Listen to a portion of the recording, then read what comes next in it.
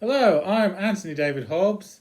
This is Red Dwarf, and here's a Zugly, a cuddly toy from the 1980s. Yeah, he has a big chain here with a key and a lock, and they're breakaway chains. Yes, the idea is you pretend he has super strength and breaks out of his chains. Yeah, a Zugly. Yeah. Now, what's this got to do with Red Dwarf? Well, time will tell. Right, so this is episode 2. Thanks for the memory. Yeah.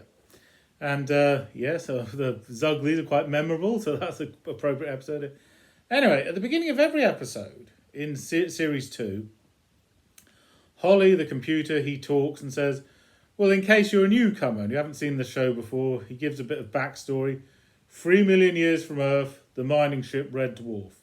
Its crew, Dave Lister, and the cat, who evolved from the ship's cat, and Rimmer, a hologram of his dead bunkmate. So yeah, it's a bit of backstory. And then he says a witty pun, yeah. And then we see it's a moon or an asteroid where they're having a party. Everyone's joining in, including Holly. And Holly, as he's a computer, he's in like a television set that moves side to side. Dancing, yes, they're all dancing, getting quite drunk and playing guitars. Even the Scutters join in, playing keyboard. Yeah. Hologram joins... Rimmer, the hologram, is in a hologram cage so that he can join in, so he can leave the ship, yeah. So clearly a lot of celebrating, but what's it all about? What's this fuss about? They're celebrating Rimmer's death day. It's been 1 year since he died. Now you could say, isn't that a bad thing? Why would anyone celebrate death? Well, holograms are born on the day they die. Look at it that way, yeah. And or they're born sometime after their death. The point is death is what brings them to us, yeah. And he can't celebrate life because he's dead. So instead he has a death day, yes. And he has a birthday cake shaped like a spanner because he's a technician, yeah. And then Lister says, happy death day to you. Happy death day, dear Rimmer. Happy death day to you. And they're all quite drunk and they get on the blue shuttle to get back to the main ship.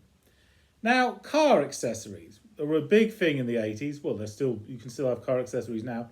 But they were huge in the 80s. And hanging from the ceiling in the cockpit of the blue shuttle, we see a Zugly here, looking very jolly and happy. And oh no, that's the wrong Zugly. Okay, sorry, but we've got to be accurate here. Okay. Here he is, the Zugly, tied up by a bit of string on the ceiling, yeah. And I remember, yes, I owned a toy Zugly at the time.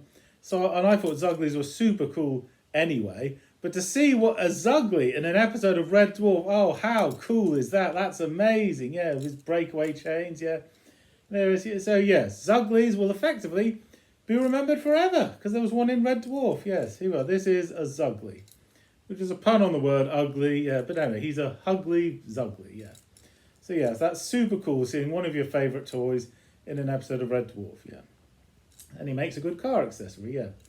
Okay, anyway, the crew on board the Blue Shuttle are extremely drunk, yes. And they sing, show me the way to go home. Tired, want to go to bed. I had a drink an hour ago to celebrate Rimmer's death. Yeah. Okay, so that's the Zugly there, yeah. And next we have, Lister's making a puzzle, yeah. Rimmer is drunker than ever, yeah. And the Lister says something to cheer him up a bit. Gives him a sandwich. So he has to have a hologram version of the sandwich. It has fried egg, chutney, and curry sauce in it. Rimmer takes a bite of it. At first it tastes revolting, and then afterwards says, no, it tastes really nice, yeah. All the ingredients are wrong, but put them together and it makes a nice taste. This sandwich, Lister, is you. How can it be me?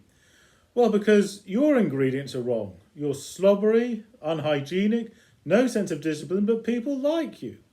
Whereas me, all the ingredients are right, well-disciplined, study hard for exams, but people don't like me. Well, that's because you don't make time for people, Rimmer. Do you know how many times I've made love? No, I don't want to know. I don't want to know personal information like that. Only once with Yvonne Magruder. Then the next day when he's sobered up, he says, Lister, don't tell anyone what I said. Don't tell anyone. I won't. He does tell someone. He tells the cat Rimmer's only ever made love once in his lifetime. The cat laughs a lot. I don't know why he's looking so smug, because we find out later the cat hasn't made love once. Yeah.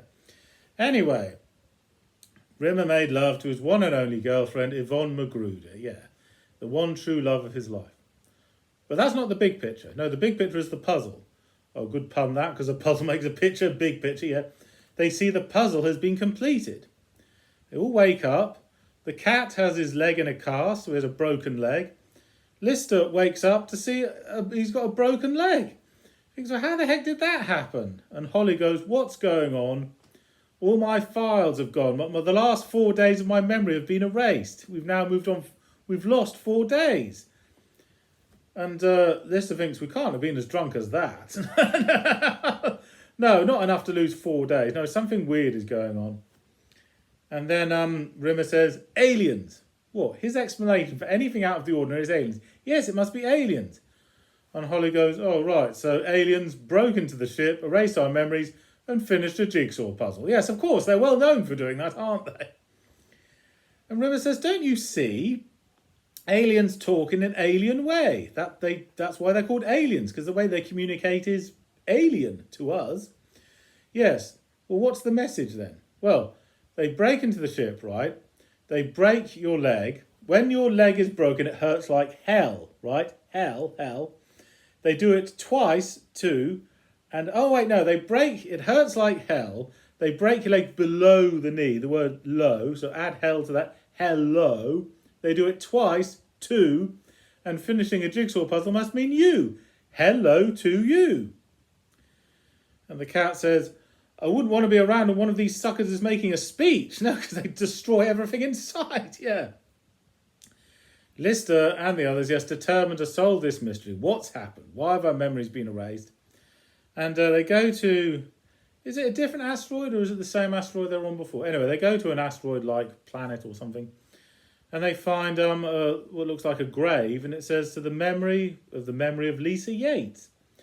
And Lister recognises that name. So they get the flight recorder. It's utterly indestructible, so it can't be destroyed. Why would anyone bury it there? Holly plays a bit of it, and he sees a recording of himself. He goes, oh, he's a good-looking guy, isn't he? Yeah. So they listen, and Holly, or the recorded Holly, says this. I don't know if anyone will ever find this, but if they do, and it's you, Dave, don't play it. Some things are best left buried.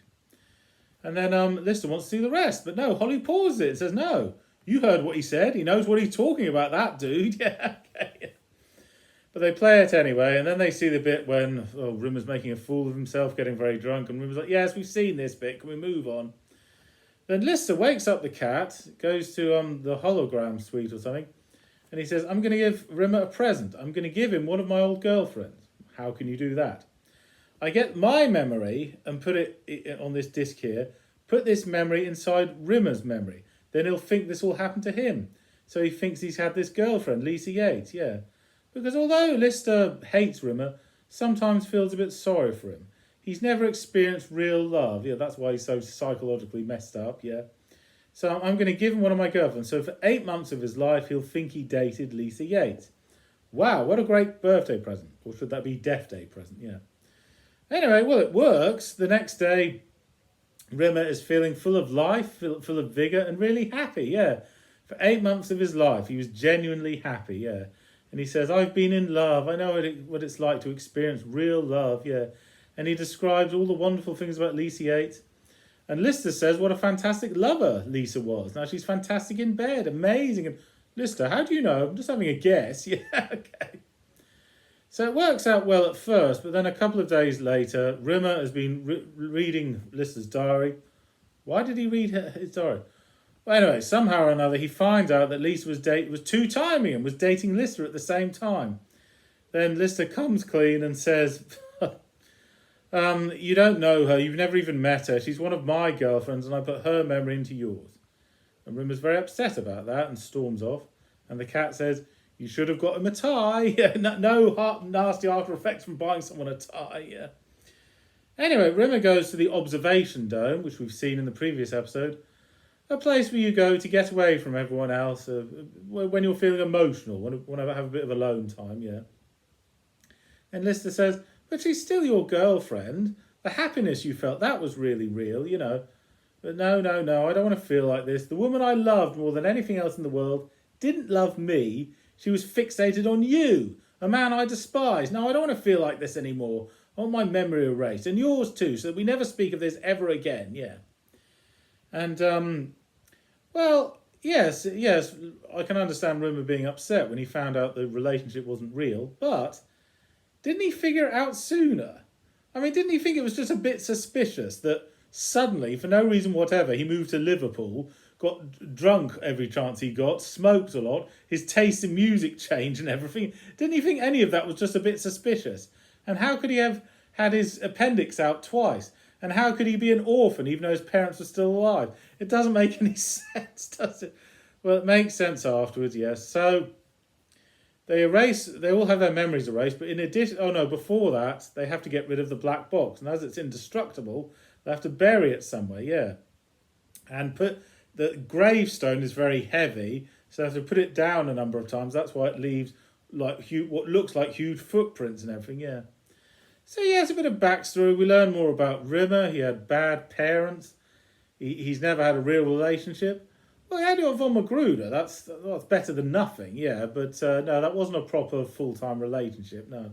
So Lister thought if he gives him the memory of one of his old girlfriends, it might make him better company. And it did for a short time. But when he found out, yes, the after effects were awful. So although Lister's intentions were good, the plan backfired terribly, yeah. And yes, we find out that, the technology, they can erase human minds as well as computers and robots, yeah. But it's about trying to solve a mystery. And yes, it is also a pun. And when people get really drunk, they lose half a day. Or if they get completely slaughtered, they lose a couple of days and they don't know what's happening. It's a pun on that. But no, they haven't. Nothing to do with getting drunk. It's their memories have been erased, yeah. So, but I'll say this though. Unlike most episodes when they can't stand each other, when they're celebrating the party, Rimmer's death day, everyone gets along. They put their differences aside and just for one evening, everyone gets along fine. Okay, so one of the more memorable episodes, good pun that, because it's about memory loss. Yes, it is a good episode. And yes, Star Trek The Next Generation did an episode called Clues, where the whole clue, their memory is erased, and they're trying to solve a mystery, except this episode was done years before that, yeah. So yes, it's very funny and a good mystery, yeah, they're out to solve a mystery. Okay, thank you for watching. I'm Anthony Hobbs, and I'm never bored.